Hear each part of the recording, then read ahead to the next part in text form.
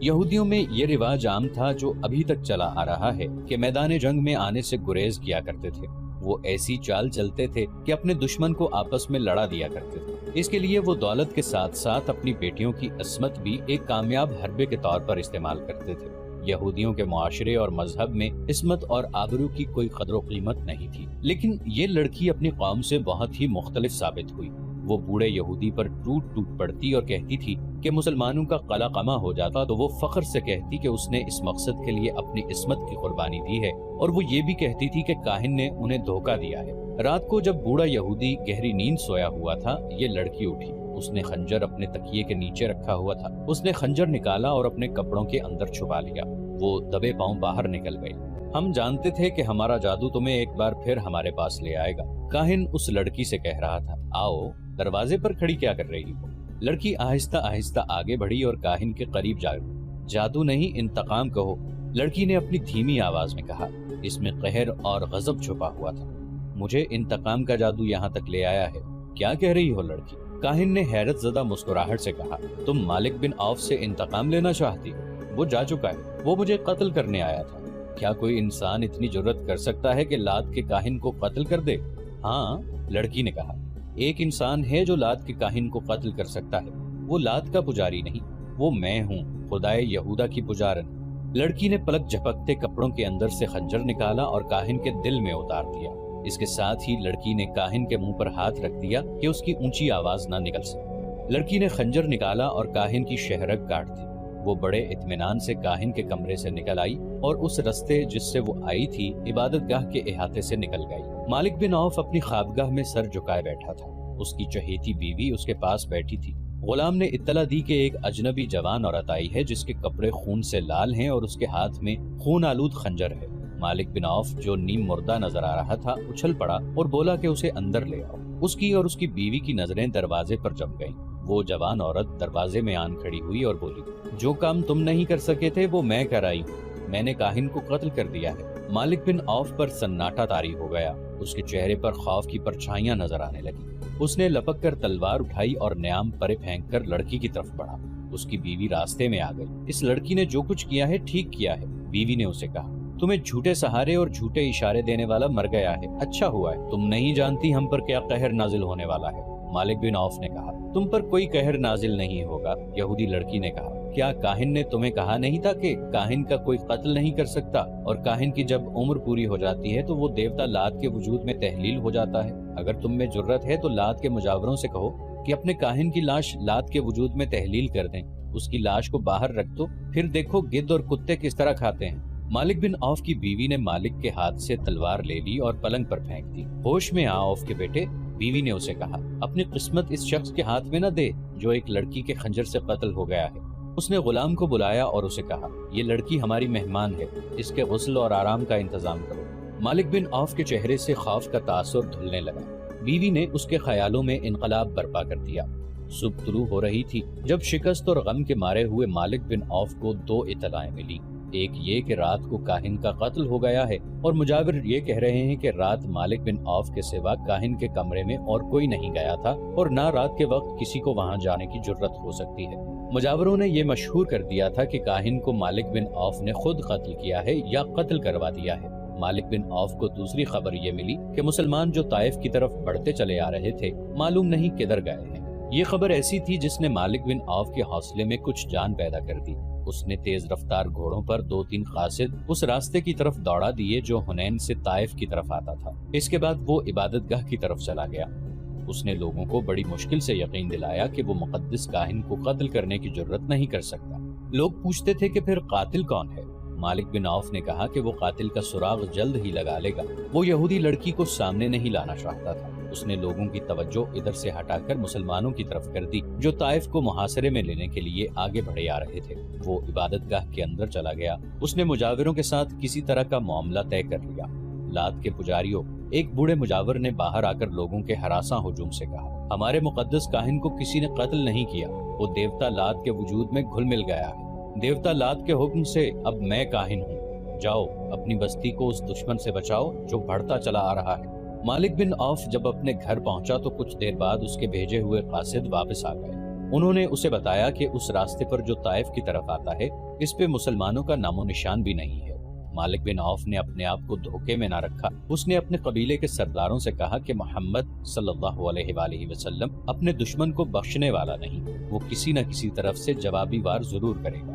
اس نے اعلان کیا کہ شہر کے دفاعی انتظامات میں کوئی کمی نہ رہنے دی جائے۔ قاصدوں نے مالک بن عوف کو بالکل صحیح اطلاع دی تھی کہ طائف کے راستے پر مسلمانوں کا نام و نشان تک نظر نہیں آتا، لیکن مسلمان سیلاب کی طرح طائف کی طرف بڑھتے چلے آ رہے تھے۔ انہوں نے رسول اکرم صلی اللہ علیہ وآلہ وسلم کے حکم سے راستہ بدل لیا تھا۔ بدلا ہوا راستہ بہت لمبا تھا، لیکن رسول کریم صلی اللہ علیہ وآلہ وسلم نے اتنا لمبا راستہ اختیار کرنے کا فیصلہ اس لیے کیا تھا کہ چھوٹا راستہ پہاڑیوں اور چٹانوں میں سے گزرتا تھا، کھڈ نالے بھی تھے۔ رسول کریم صلی اللہ علیہ وآلہ وسلم نے اپنے سالاروں سے کہا تھا کہ حنین کے پہلے تجربے کو نہ بھولو۔ مالک بن عوف بڑا جنگجو ہے۔ آپ صلی اللہ علیہ وآلہ وسلم نے فرمایا کہ طائف تک کا تمام علاقہ گھات کے لیے موزوں ہے۔ مالک بن عوف ایسی ہی گھات لگا سکتا ہے جیسی گھات میں اس نے خالد رضی اللہ عنہ بن ولید کو تیروں سے چھلنی کر دیا تھا۔ رسول اکرم صلی اللہ علیہ وآلہ وسلم نے جو راستہ طائف تک پہنچنے کے لیے اختیار کیا تھا وہ وادی الملیح سے گزرتا تھا اور وادی القرن میں داخل ہو جاتا تھا۔ آپ صلی اللہ علیہ وآلہ وسلم اپنے لشکر کو وادی القرن میں سے گزارنے کی بجائے طائف کے شمال مغرب میں 7 میل دور نکل گئے اور نخب اور ساویرہ کے علاقے میں داخل ہو گئے۔ یہ علاقہ نشیب و فراز کا تھا، اس میں پہاڑیاں اور چٹانیں نہ ہونے کے برابر تھیں۔ مجاہدین کا یہ لشکر 5 فروری 630 عیسوی بمطابق 15 شوال 8 ہجری کے روز طائف کے گرد و نواح میں اس سمت سے پہنچا جو طائف والوں کے وہم و گمان میں بھی نہیں تھی۔ مجاہدین اسلام کا کوچ بڑا ہی تیز تھا۔ ہراول میں بنو سلیم تھے جن کے کماندار خالد رضی اللہ عنہ بن ولید تھے۔ توقعات کے عین مطابق طائف تک دشمن کہیں بھی نظر نہ آیا۔ اس کی وجہ یہ تھی، جیسا کہ مورخین نے لکھا ہے، کہ مالک بن عوف اب کھلے میدان میں لڑنے کا خطرہ مول نہیں لے سکتا تھا۔ حنین کے معرکے میں زیادہ تر نقصان بنو حوازن کا ہوا تھا۔ قبیلہ ثقیف لڑا تھا، لیکن جو ٹکر بنو حوازن نے لی تھی وہ بنو ثقیف کو لینے کا موقع نہیں ملا تھا۔ پھر بھی ثقیف پسپا ہو آئے تھے۔ رسول کریم صلی اللہ علیہ وآلہ وسلم اس خطرے سے بے خبر نہیں تھے کہ اہل ثقیف تازہ دم ہیں اور وہ اپنے شہر کے دفاع میں لمبے عرصے تک لڑیں گے۔ معلوم نہیں یہ کس کی غلطی تھی کہ مسلمان شہر کی دیوار کے خطرناک حد تک قریب ہو گئے۔ وہاں وہ پڑاؤ کرنا چاہتے تھے۔ اچانک اہل ثقیف دیواروں پر نمودار ہوئے اور انہوں نے مسلمانوں پر تیروں کا می برسا دیا۔ بہت سے مسلمان زخمی اور بہت سے شہید ہو گئے۔ مسلمان پیچھے ہٹائے۔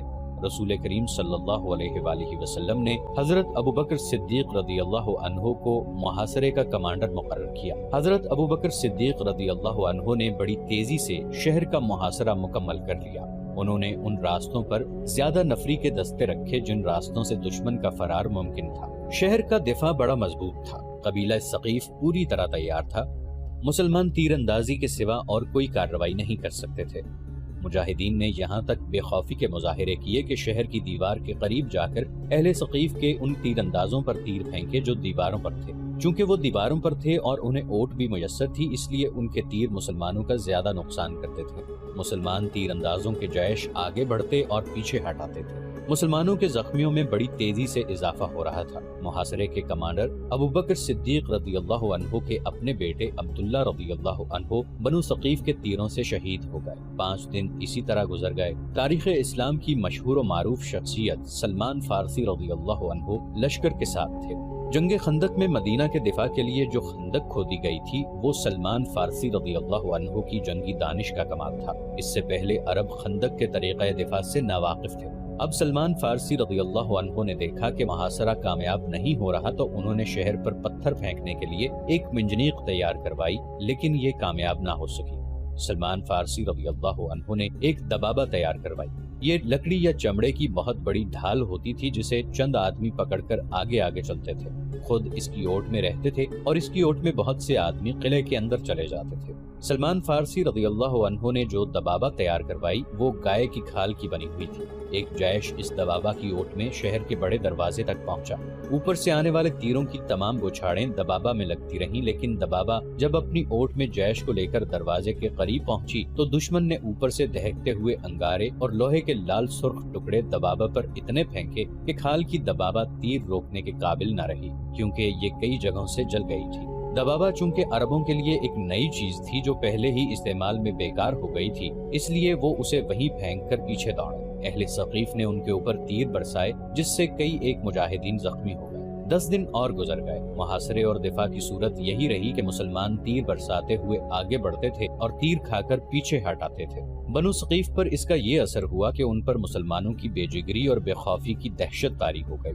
یہی وجہ تھی کہ انہوں نے کسی طرف سے باہر آ کر مسلمانوں پر حملہ کرنے کی کوشش نہ کی۔ آخر ایک روز رسول اللہ صلی اللہ علیہ وآلہ وسلم نے اپنے سالاروں کو اکٹھا کیا اور بتایا کہ محاصرے کی کامیابی کی کوئی صورت نظر نہیں آتی۔ آپ صلی اللہ علیہ وآلہ وسلم نے سالاروں سے مشورہ طلب کیا کہ کیا کیا جائے۔ حضرت ابو بکر رضی اللہ عنہ اور حضرت عمر رضی اللہ عنہ نے کہا کہ محاصرہ اٹھا لیا جائے اور مکہ کو کوچ کا حکم دیا جائے۔ خود رسول کریم صلی اللہ علیہ وآلہ وسلم محاصرہ اٹھانے کے حق میں تھے، جس کی وجہ یہ تھی کہ مکہ کے انتظامات آپ صلی اللہ علیہ وآلہ وسلم کی توجہ کے محتاج تھے۔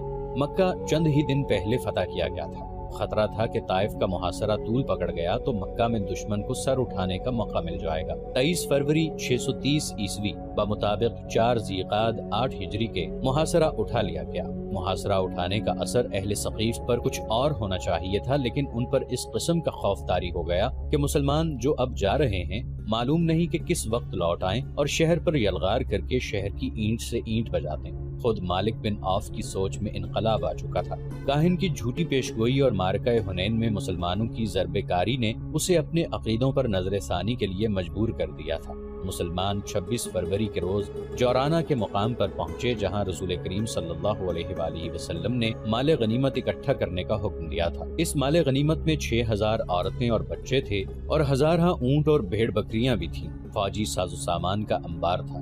رسول کریم صلی اللہ علیہ وآلہ وسلم نے دشمن کی عورتوں، بچوں اور جانوروں کو اپنے لشکر میں تقسیم کر دیا۔ مجاہدین کا لشکر جورانہ سے ابھی چلا نہ تھا کہ قبیلہ حوازن کے چند ایک سردار رسول کریم صلی اللہ علیہ وآلہ وسلم کے حضور پہنچے اور یہ اعلان کیا کہ حوازن کے تمام تر قبیلے نے اسلام قبول کر لیا ہے۔ اس کے ساتھ ہی ان سرداروں نے رسول کریم صلی اللہ علیہ وآلہ وسلم سے درخواست کی کہ ان کا مال غنیمت انہیں واپس کر دیا جائے۔ رسول کریم صلی اللہ علیہ وآلہ وسلم نے ان سے پوچھا کہ انہیں مال غنیمت میں کون سی چیز سب سے زیادہ عزیز ہے، اہل و عیال یا اموال؟ سرداروں نے کہا کہ ان کی عورتیں اور بچے انہیں واپس کر دیے جائیں اور باقی مال غنیمت مسلمان اپنے پاس رکھیں۔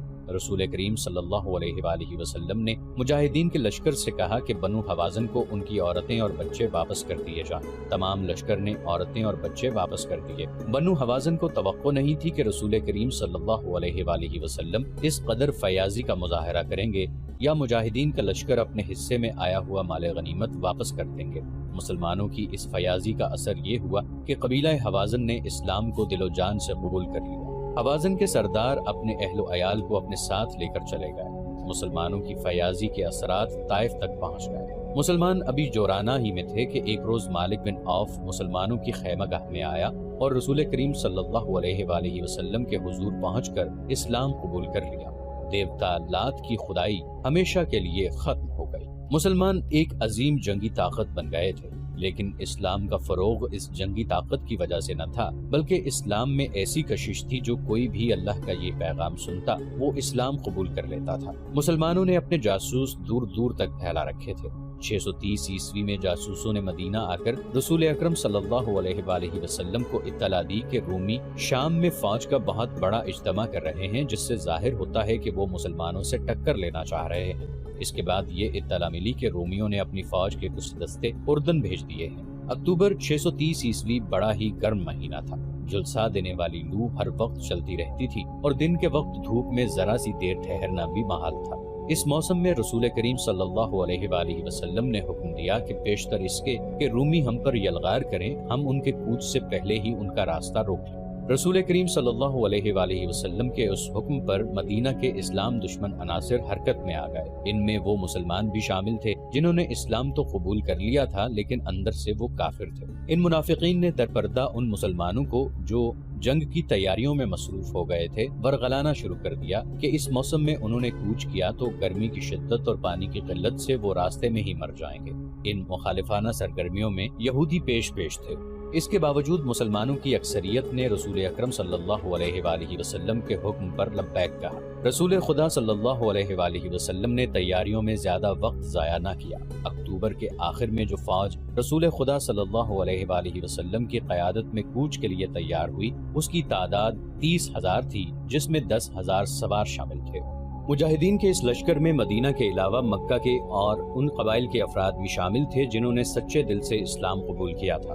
مجاہدین کا مقابلہ اس زمانے کے مشہور جنگجو بازنطینی شہنشاہ ہرقل کے ساتھ تھا۔ مجاہدین اسلام کا یہ عظیم لشکر اکتوبر 630 عیسوی کے آخری ہفتے میں رسول کریم صلی اللہ علیہ وآلہ وسلم کی قیادت میں شام کی طرف کوچ کر گیا۔ تمازت آفتاب کا یہ عالم جیسے زمین شعلے اگل رہی ہو، ریت اتنی گرم کہ گھوڑے اور اونٹوں کے پاؤں جلتے تھے۔ اس سال قحط کی کیفیت بھی پیدا ہو گئی تھی، اس لیے مجاہدین کے پاس خوراک کی کمی تھی۔ مجاہدین اس جلسہ دینے والی گرمی میں پانی نہیں پیتے تھے کہ معلوم نہیں آگے کتنی دور جا کر پانی ملے۔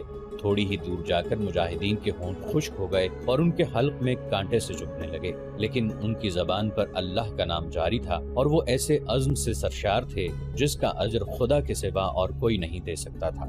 ایک لگن تھی، ایک جذبہ تھا کہ مجاہدین زمین و آسمان کے اگلے ہوئے شعلوں کا منہ چڑھاتے چلے جا رہے تھے۔ تقریباً 14 روز بعد یہ لشکر شام کی سرحد کے ساتھ تبوک کے مقام پر پہنچ گیا۔ مورخین لکھتے ہیں کہ اچھے اور خوشگوار موسم میں مدینہ سے تبوک کا سفر 14 دنوں کا تھا، جسے اس وقت کے مسافروں کی زبان میں 14 منزل کہا جاتا تھا۔ بعض مورخین نے 14 منزل کو 14 دن کہا ہے۔ تبوک میں ایک جاسوس نے اطلاع دی کہ رومیوں کے جو دستے اردن میں آئے تھے وہ اس وقت دمشق میں ہیں۔ رسول کریم صلی اللہ علیہ وآلہ وسلم کے لشکر کو تبوک میں خیمہ زن ہونے کا حکم دیا اور تمام سالاروں کو صلاح و مشورے کے لیے طلب کیا۔ سب کو یہی توقع تھی کہ تبوک سے کوچ کا حکم ملے گا اور دمشق میں یا دمشق سے کچھ ادھر رومیوں کے ساتھ فیصلہ کن معرکہ ہوگا۔ رسول کریم صلی اللہ علیہ وآلہ وسلم نے اپنے اصولوں کے مطابق سب سے مشورے طلب کیے۔ ہر سالار نے یہ ذہن میں رکھ کے رومیوں سے جنگ ہوگی مشورے دیے، لیکن رسول کریم صلی اللہ علیہ وآلہ وسلم نے یہ کہہ کر سب کو حیرت میں ڈال دیا کہ تبوک سے آگے کوچ نہیں ہوگا۔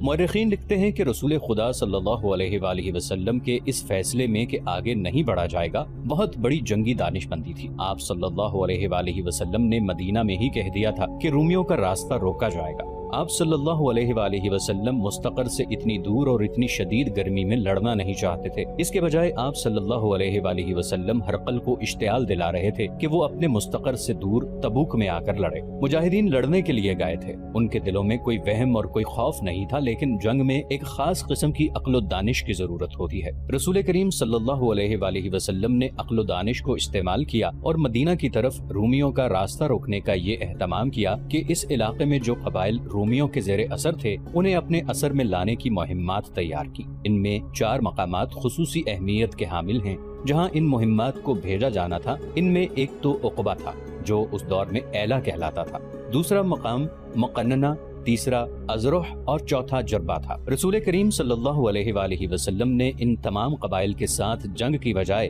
دوستی کے معاہدے کی شرائط بھیجی، جن میں ایک یہ تھی کہ ان قبائل کے جو لوگ اسلام قبول نہیں کریں گے انہیں ان کی مرضی کے خلاف جنگ میں نہیں لے جایا جائے گا۔ دوسری شرط یہ تھی کہ ان پر کوئی حملہ کرے گا تو مسلمان ان کے دفاع کو اپنی ذمہ داری سمجھیں گے، اس کے بدلے میں اسلامی حکومت ان سے جزیہ وصول کرے گی۔ سب سے پہلے ایلا کے فرما روا یوحنا نے خود آ کر رسول کریم صلی اللہ علیہ وآلہ وسلم کی دوستی کی پیشکش قبول کی اور جزیے کی باقاعدہ ادائیگی کی شرط بھی قبول کر لی۔ اس کے فوراً بعد 2 اور طاقتور قبیلوں نے بھی مسلمانوں کے ساتھ دوستی کا معاہدہ کر لیا اور جزیے کی شرط بھی مان لی۔ الجوف ایک مقام ہے جو اس دور میں دومت الجندل کہلاتا تھا۔ یہ بڑے ہی خوفناک صحرا میں واقع تھا۔ اس زمانے کی تحریروں سے پتہ چلتا ہے کہ اس مقام کے ارد گرد ایسے ریتیلے ٹیلے اور نشیب تھے کہ انہیں ناقابل تسخیر سمجھا جاتا تھا۔ دومت الجندل کا حکمران عقیدر بن مالک تھا۔ چونکہ اس کی بادشاہی انتہائی دشوار گزار علاقے میں تھی، اس لیے وہ اپنے علاقے کو ناقابل تسخیر سمجھتا تھا۔ رسول کریم صلی اللہ علیہ وآلہ وسلم نے جو وفد عقیدر بن مالک کے پاس بھیجا تھا وہ یہ جواب لے کر آیا کہ عقیدر نے نہ دوستی قبول کی ہے نہ وہ جزیہ دینے پہ آمادہ ہوا ہے، بلکہ اس نے اعلانیہ کہا ہے کہ مسلمانوں کو وہ اپنا دشمن سمجھتا ہے اور وہ اسلام کی بیخ کنی میں کوئی کسر نہیں اٹھا رکھے گا۔ رسول کریم صلی اللہ علیہ وآلہ وسلم نے خالد رضی اللہ عنہ بن ولید کو بلایا اور انہیں کہا کہ وہ 400 سوار اپنے ساتھ لیں اور عقیدر بن مالک کو زندہ پکڑ لائیں۔ عقیدر بن مالک اپنے دربار میں اونچی مسند پر بیٹھا تھا، اس کے پیچھے 2 نیم برہنہ لڑکیاں کھڑی مورچھل ہلا رہی تھیں۔ उकीदर बिन मालिक के चेहरे पर वही रौनक थी जो रिवायती बादशाहों के चेहरों पर हुआ करती है। ए इब्ने मालिक, उसके बूढ़े वजीर ने जो उसकी फौज का सालार भी था उठकर कहा, तेरी बादशाही को कभी जवाल न आए। क्या तुझे पता नहीं चला कि एला, जरबा, अजरह और मुकन्ना के कबीलों ने मदीना के मुसलमानों की दोस्ती कबूल कर ली है? आज दोस्ती कबूल की है तो कल कबीला कुरैश के मोहम्मद के मजहब को भी कबूल कर लेंगे। क्या हमारा बुजुर्ग वजीर हमें ये मशवरा देना चाहता है कि हम भी मुसलमानों के आगे घुटने टेक लें? उकीदर बिन मालिक ने कहा, हम ऐसा कोई मशवरा कबूल नहीं करेंगे। नहीं इब्ने मालिक, बूढ़े वजीर ने कहा, मेरी उम्र ने जो मुझे दिखाया है वो तूने अभी नहीं देखा है। मैं मानता हूँ कि तू मुसलमानों का सबसे बड़ा दुश्मन है, लेकिन मैं देख रहा हूँ कि तू अपने दुश्मन को इतना हकीर समझ रहा है कि तू ये भी नहीं सोच रहा कि मुसलमानों ने हमला कर दिया तो हम तुम्हारी बादशाही को किस तरह बचाएंगे। सलीब मुकद्दस की कसम, उकीदर बिन मालिक ने कहा, हमारे इर्द गिर्द का जो इलाका है वो हमारी बादशाही को बचाएगा। मेरे इस खौफनाक सहरा की रेत मुसलमानों का खून चूस लेगी। रेत और मट्टी के जो टीले दोमत जंदल के इर्द गिर्द खड़े हैं, ये खुदा ने मेरे संतरी खड़े कर रखे हैं, हम पर कोई फतह नहीं पा सकता। उस वक्त खालिद रज़ियल्लाहु अन्हु बिन वलीद अपने 400 सवारों के साथ आधा रास्ता तय कर चुके थे। अगले रोज वो इस सहरा में दाखिल हो गए जिसे मौर्रिखों ने भी नाकाबिले तस्खीर लिखा है। मुजाहिदीन के चेहरे रेत की मानिंद खुश्क हो गए थे। घोड़ों की चाल बता रही थी कि ये मुसाफत और प्यास उनकी बर्दाश्त से बाहर हुई चली जा रही है। लेकिन खालिद बिन वलीद रज़ियल्लाहु अन्हु की क़यादत मुजाहिदीन के दिलों में नई रूह फूंक रही थी। दोमत जंदल अच्छा खासा शहर था, इसके इर्द गिर्द दीवार थी। खालिद रज़ियल्लाहु अन्हु बिन वलीद उसके करीब पहुंच गए और अपने सवारों को एक वसी नशेब में छुपा दिया। मुजाहिदीन की जिस्मानी कैफियत ऐसी थी कि उन्हें कम से कम एक दिन और एक रात आराम की जरूरत थी, लेकिन खालिद रज़ियल्लाहु अन्हु ने अपने सवारों को तैयारी की हालत में रखा। सूरज गुरूब हो गया, फिर रात गहरी होने लगी। चांद पूरी आबोताब से चमकने लगा। सहरा की चांदनी बड़ी शफाफ हो गई। खालिद रज़ियल्लाहु अन्हु बिन वलीद अपने एक आदमी को साथ लेकर शहर की दीवार की तरफ चल पड़े। वो जायजा लेना चाहते थे कि शहर का मुहासरा किया जाए, जिसके लिए 400 सवार काफी नहीं थे।